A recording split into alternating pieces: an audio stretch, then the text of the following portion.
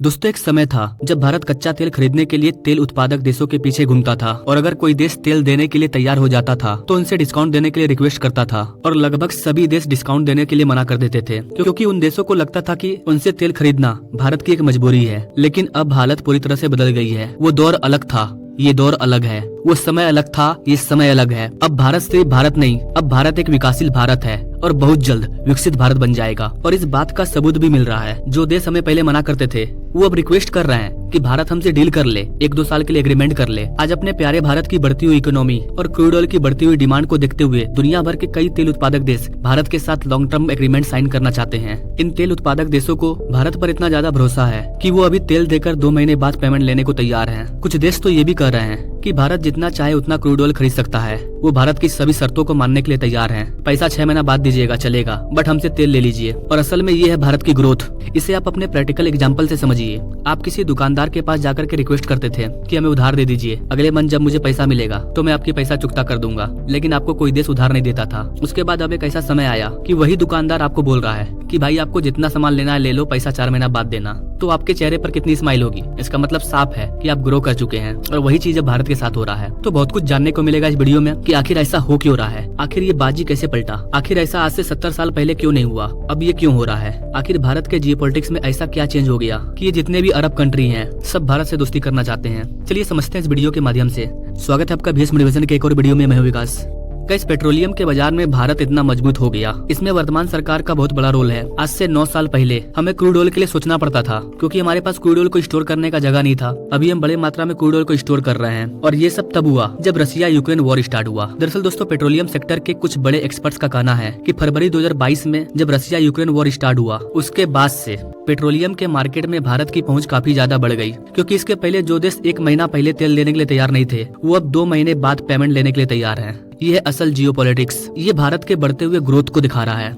ये बात तो हम सभी जानते हैं कि सेंसेक्स लगाने के बाद भी भारत ने रसिया से क्रूड ऑयल इंपोर्ट किया। भारत के अलावा चीन ने भी रूस से क्रूड ऑयल खरीदा और आज भी खरीद रहा है। आपको बता देगा इसकी भारत और चीन ये दोनों मिलकर के रसिया से काफी ज्यादा क्रूड ऑयल खरीदते हैं क्योंकि इन दोनों देशों के पास ऑयल को रिफाइन करने का रिफाइनरी मौजूद है। इसलिए दोनों देश भारी मात्रा में कच्चे ऑयल को खरीदते हैं और अपनी रिफाइनरी में रिफाइन करके इसे अलग अलग देशों में बेचते हैं। और चाइना और भारत दोनों ग्रो कर रहे हैं। लेकिन दुनिया को चीन के ग्रोथ पर शक है। कई देश ये मानते हैं कि फ्यूचर में चाइना का जो ग्रोथ है वो कम हो जाएगा क्योंकि अभी हाल ही में न्यूज सामने आई थी कि चाइना की जो FDI है वो माइनस में जा चुकी है। इस पर मैंने भी वीडियो बनाया था, आई बटन पर क्लिक करके आप देख सकते हैं कि चाइना की जो FDI है वो पहली बार माइनस में जा चुकी थी। जी हाँ गाइस, पहली बार। तो जो भी बड़े बड़े इन्वेस्टर हैं उनको ये डर है कि अगर वो चाइना में अपना पैसा इन्वेस्ट करेंगे तो उनका पैसा डूब न जाए। इसके अलावा कई अमेरिकन बिजनेसमैन जो पहले चीन में बिजनेस ऑपरेट कर रहे थे, वहाँ पर अपना इन्वेस्ट कर रहे थे, वो भी अब पीछे हट चुके हैं। इसलिए चाइना का जो ग्रोथ है वो अब धीरे धीरे कम होता जा रहा है। और वहीं दूसरी ओर लाख खामियों के बावजूद भारत का जो ग्रोथ है वो लगातार बढ़ते जा रहा है। किसी से आगे निकलने के लिए आपके पास 2 ऑप्शन होता है,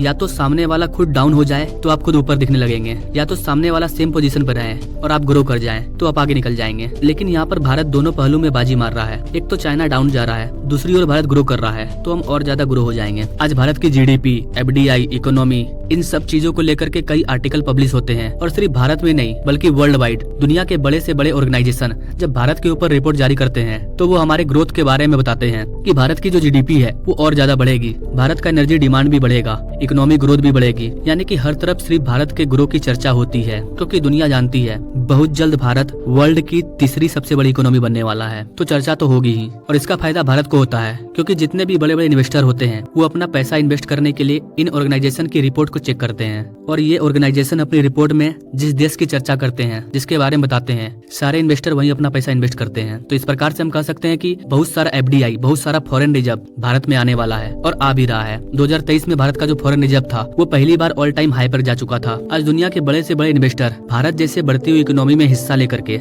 ज्यादा से ज्यादा मुनाफा कमाना चाहते हैं। कनाडा जैसा देश जो कि भारत से दुश्मनी ले चुका है वो भी अपना पैसा भारत की इकोनॉमी में इन्वेस्ट कर चुका है ताकि भारत ग्रो करेगा तो हमारा पैसा भी ग्रो करेगा। तो एक तरफ हमारे हमारा जो एनर्जी डिमांड है वो भी लगातार बढ़ता जा रहा है। इसके लिए भारत का जो क्रूड ऑयल खपत है वो भी बढ़ेगा, क्योंकि हमारी एनर्जी डिमांड बढ़ रही है। और जितने भी तेल उत्पादक देश हैं उनको ये बात पता है कि भारत के साथ अगर एक बार डील फाइनल हो गई तो इसका मुनाफा कई गुना बढ़ जाएगा। उन्हें लंबे समय के लिए एक पेमेंट बायर मिल जाएगा। ईरान, सऊदी अरब, यूएई या और भी कई ऐसे देश जो क्रूड ऑयल सप्लाई करते हैं वो लगातार प्रयास करते हैं कि भारत के साथ लॉन्ग टर्म एग्रीमेंट साइन कर लें। लेकिन भारत में जो कंपनियां हैं उनका कहना है कि वो ज्यादा से ज्यादा 1 साल का एग्रीमेंट साइन करेगी, इससे ज्यादा नहीं, क्योंकि हमारे अपने एक्सपर्ट्स का मानना है कि तेल का जो दाम है वो लगातार गिरता बढ़ता रहता है। और अगर हम एक बार एग्रीमेंट कर लेंगे तो जिस दाम में एग्रीमेंट होगा उसी दाम में हमको ऑयल बाय करना पड़ेगा, और भारत ऐसा करना नहीं चाहता है। इसके अलावा भारत में कई तेल के कुएं मिल रहे हैं। हो सकता है कि आने वाले समय में हमें दूसरे देशों से तेल नहीं लेना पड़े, क्योंकि एक तरफ हम तेल निकालेंगे भारत में खुद से और दूसरी तरफ अपना प्यारा भारत रिन्यूएबल एनर्जी की ओर भी बढ़ रहा है। सरकार कई प्रोजेक्ट लॉन्च कर रही है। अभी मैंने हाल ही में सूर्योदय प्रोजेक्ट पर वीडियो बनाया था, इसका लिंक भी डिस्क्रिप्शन में दिया हुआ है, या आई बटन पर क्लिक करके आप देख सकते हैं कि भारत सरकार भारत के 1 लाख घरों में सोलर पैनल को बैठाएगी, जिससे कि लोगों की एनर्जी का डिमांड पूरा हो। सरकार से सरकारी बिजली लेने की जरूरत नहीं पड़े, छत पर ही सोलर सिस्टम लगा रहेगा और उनके घर में ही बिजली बनेगा और वो खुद की बिजली को यूज करेंगे। तो भारत सरकार कई ऐसे प्रोजेक्ट ला रही है जिससे कि देश को ग्रीन एनर्जी मिले। तो दोस्तों ये थी भारत के ग्रोथ की कुछ जानकारी, पेट्रोलियम इंडस्ट्री से जुड़े कुछ बड़े अपडेट। आपको क्या लगता है गाइस, भारत को क्रूड ऑयल के लिए लॉन्ग टर्म एग्रीमेंट साइन करना चाहिए? या भारत जो कर रहा है वो सही है? भारत के जो फॉरेन मिनिस्टर हैं, भारत के जो एक्सपर्ट्स हैं, क्या वो सही कर रहे हैं? आपको क्या लगता है गाइस, आप क्या कहना चाहेंगे? आप अपने राय कमेंट बॉक्स में जरूर दीजिए और ऐसे लेटेस्ट अपडेट के बारे में जानने के लिए मेरे चैनल से जरूर जुड़िए। Now thank you for watching. मिलते हैं अगले वीडियो में एक नई जानकारी के साथ, तब तक के लिए जय हिंद।